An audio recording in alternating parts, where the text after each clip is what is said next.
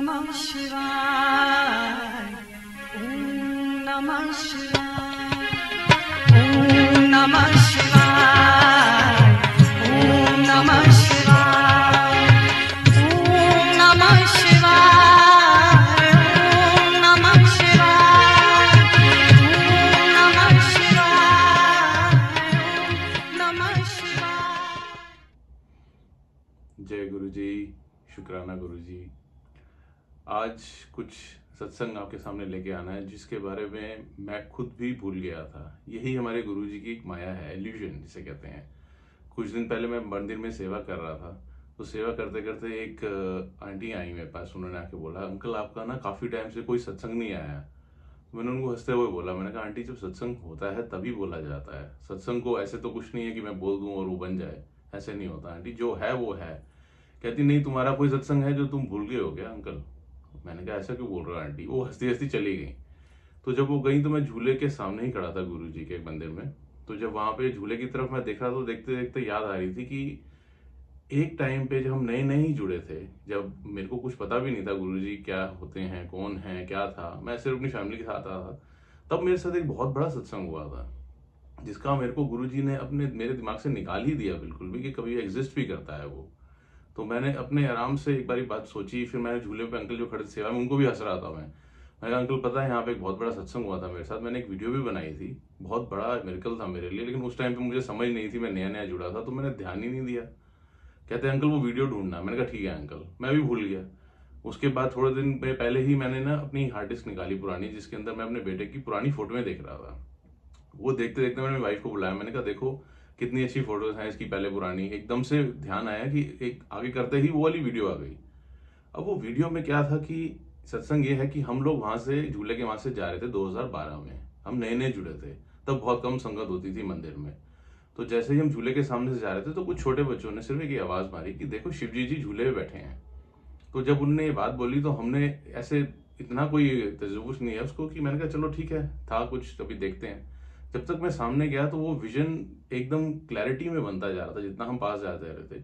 और मुझे ये नहीं समझ में आ रहा था वो हो क्या रहा है। तो मैंने सिर्फ एक ही काम किया, मैंने अपना फोन निकाला, जैसे कि हम लोग सब करते हैं। हमारे को ये नहीं पता होता कि हम लोगों को दर्शन करने हैं, हमें ये नहीं करना कि हमें वीडियो बनानी है। बट ये बनी किसी वजह से बनी, आई डोंट नो क्यों, बट आज वो सत्संग में आई है तो शायद यही उसकी वजह थी। तो जब वो मैंने किया तो उसमें मेरी फोन की ऑटोमेटिकली फ्लैश ऑन हो गई।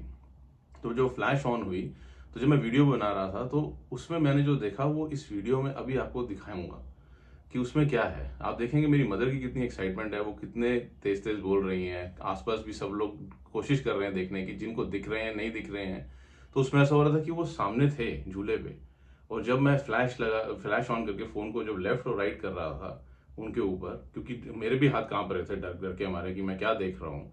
तो आप देखेंगे पीछे जो शीशा है, जो अब तो उस पर डिजाइन हो गया है, पहले शीशा होता था झूले के पीछे। तो उस पर गुरु शिव जी की पूरी पूरी की पूरी वो बन जाती है इमेज, क्योंकि लाइट उनको पास नहीं कर रही है। तो जैसे अगर मेरे को आप फ्लैश करेंगे तो मेरे पीछे मेरी परछाई बनेगी, तो उनकी परछाई एक सिल्वर लाइन से बन गई। उनका त्रिशूल, वासुकी जी, गणेश, ऊपर चंद्रमा, सब कुछ एक साथ आप देखेंगे पूरा बना हुआ है। तो अभी आप ये वीडियो देखिए इसकी नॉर्मल सेंस में और नॉर्मल स्पीड में, सो दैट एक बार आपको सेंस लगेगी। तो पहले के 10-15 सेकंड में ही आपको जो दिखेगा मेन दिखेगा, उसके बाद थोड़ा थोड़ा दिखेगा, थोड़ा नहीं दिखेगा, क्योंकि जिस तरह से कामते हाथों से गुरुजी ने बनवाई वैसे बनी। तो ये देखिए प्लीज। ओम तो आ रहा है साथ में, ओम ऊपर त्रिशूल गैस लगा देना सारे नु दर्द कोई नहीं टेक कर। एक मिनट वो देखो कैमरे में देखो, एक मिनट आपके कैमरे में दिखा। आओ वो आगे नहीं अंकल प्लीज जगह दे। अभी ये देखो आपको दिख रहे हैं ये सारी आउटलाइन आप इधर ये देखो। मैंने वैसे भी कहा था कि जहाँ ये फ्लैश है ना, हाँ जी हाँ जी, माथा टेकिए, पीछे वालों को माथा टेकिए। जय गुरु जी। देखिए हमारे गुरु जी जब आपको जोड़ते हैं नई संगत को, तो उनको एक विश्वास बनाने के लिए वो उनको दिखाना पड़ता है किसी को। मेरे जैसे को उनको दिखाना पड़ा, क्योंकि जब मैं जुड़ा था तो मैं अपनी आंटी और मामा के लिए ही जाता था, तो मुझे भी नहीं पता था कि वहां पे ऐसा क्या है ज्यादा से ज्यादा। लेकिन जब मैं जुड़ा तो मैंने ये सब चीजें होते हुए देखी, तो मुझे भी सरप्राइजिंग लगा कि मैं ये क्या है।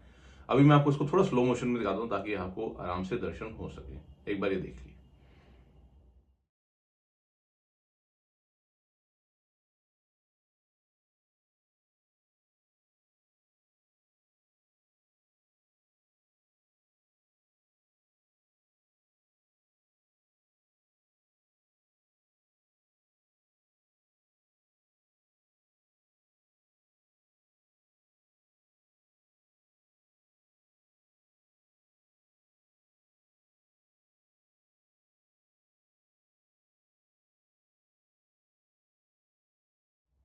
जय गुरु जी। देखिए, गुरु जी से आप मांगे और वो ना दें और कभी बिना मांगे भी दे दें, ये बहुत अलग बात है। अब सत्संग ये है कि जब मैं गुरु जी को मानता ही था, थोड़ा थोड़ा जाना शुरू किया था, तब ये हुआ। इसके बाद यहाँ पे एक मिरेकल मेरे साथ जो हुआ था वो ये था कि जब मैं ये वीडियो बना के साइड जा रहा था ताकि बाकी संगत जो है दर्शन कर सके, तो सडनली एकदम से मुझे गुरु जी की आवाज़ आई थी। उन्होंने एक नाम लेके मुझे बोला कि इनको लेके आओ, यदि वोटी की तबीयत बहुत खराब है। मैंने वो नाम पहले कभी नहीं सुना था, तो मुझे पता ही नहीं था वो कौन है। तो मैंने भी नज़रअंदाज कर दिया, नया नया जुड़ा था। मैंने कहा हाँ शायद मैं हेलुसिनेट कर रहा हूँ, मेरे को शायद ऐसी आवाज़ आ रही है, मुझे लग रहा है ऐसा है। तो गुरुजी ने उसको प्रूव कैसे किया कि 2 दिन बाद जब मैं ऑफिस में बैठा हुआ था तो एक कोरियर वाला आया जो मेरे पास ही आ गया, जो कभी नहीं आता, और उसने आके मुझे कोरियर देके बोला ये नाम से कोई है यहाँ पे। वो वही नाम था जो गुरुजी ने मुझे मंदिर में आवाज़ मार के बोला था। वो नाम मैं पढ़ते ही सरप्राइज हो गया, बिकॉज मेरे ऑफिस में मैंने कहा ये तो कोई नाम का आदमी है ही नहीं। तो मैंने जब ऐसे बड़ों को बोला, मैंने कहा ये कोई नाम के हैं हमारे यहाँ पे। तो सडनली मेरे यहाँ से किसी ने बोला, कहते हैं हाँ ये हमारे जो सर हैं इनका नाम है ये। मैंने कहा हाँ हम तो शॉर्ट फॉर्म में इनका नाम बोलते हैं विद फर्स्ट लेटर्स, तो हमने पिछले 5 सालों में कभी इनसे पूछा ही नहीं इनका नाम क्या है।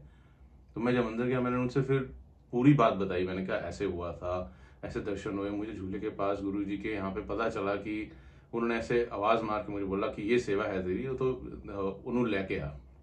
मैंने कहा क्या आपकी वाइफ की तबीयत ठीक नहीं है? तो उन्होंने उठ के दरवाज़ा बंद किया और कहा कि आपको किसने बताया? मैंने कहा नहीं मुझे किसी ने नहीं बताया, ऐसे हुआ है, सॉरी मेरे को आप पागल समझेंगे लेकिन है। तो उन्होंने उसको कोई नेगेटिवली नहीं लिया, उन्होंने कहा कि ऐसी चीज़ें होती हैं, I believe in that, but उनकी तबीयत ज़्यादा ख़राब है, आप उनको लेके नहीं जा पाओगे और वो वहाँ नहीं जा पाएंगी, तो आप इसको फोर्स मत करो, बिकॉज आपके लिए भी मुश्किल है, हमारे लिए भी है, और आप कर नहीं पाओगे। तो मैंने कहा मैं ले जाऊँगा, बट ही सेड कि चलो मैं सोच के बताता हूँ। अब ऐसी बात हुई और मैं आ गया। अगले हफ्ते हम बड़े मंदिर गए, और जब मैं बड़े मंदिर गया तो पहले दिन जब मैं पैर रखने लगा अंदर, आप सोचिए मैं पैर भी नहीं रख पा रहा था क्योंकि मेरे बेटे ने अपने ऊपर वॉमिट कर दिया। जैसे उसने अपने ऊपर वॉमिट किया तो उसके पूरे कपड़े सब गंदे हो गए और मेरे भी ऑलमोस्ट हो गए। तो मैंने अपनी फैमिली को बोला आप जाओ, मैं इसको थोड़ा देखता हूँ अगर होगा। तो मैंने जाके गाड़ी में देखा हर जगह, लेकिन हमारे पास कपड़े नहीं थे और एक्स्ट्रा। तो मैंने उसको थोड़ा साफ किया, कुछ किया, जितनी देर में मैं करता उतनी देर में वो सब फैमिली भी बाहर आ गई।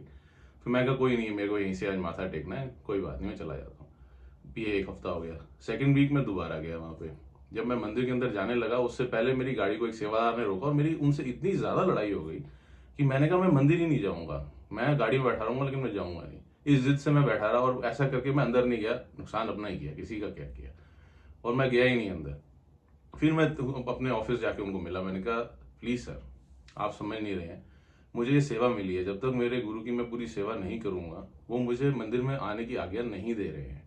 आप प्लीज़ मुझे ये सेवा करने का मौका दीजिए, मैं किसी भी हाल में करूँगा, प्लीज़ मुझे करने दीजिए। फिर उनकी एक अच्छी बात थी, उन्होंने जो समझा उन्होंने कहा, कहते आपको सेवा करनी थी, आपको गुरुजी ने सेवा दी, आपने मेरे पास मैसेज पहुंचा दिया। मैं कहता हूं कि आपकी सेवा यहाँ पे खत्म। आपने मुझे बताया, आपने मेरे को गुरु का रास्ता बताया, आपने उनका मैसेज भी दिया, तो आपने जो मैं अपनी सेवा करनी थी वो पूरी हुई। मेरी तरफ से आप फ्री हो। अगर मेरे को जाना होगा या तो मैं खुद या आपको कभी बता पाऊँ तो बताऊंगा, लेकिन मेरी तरफ से आपकी सेवा पूरी हुई।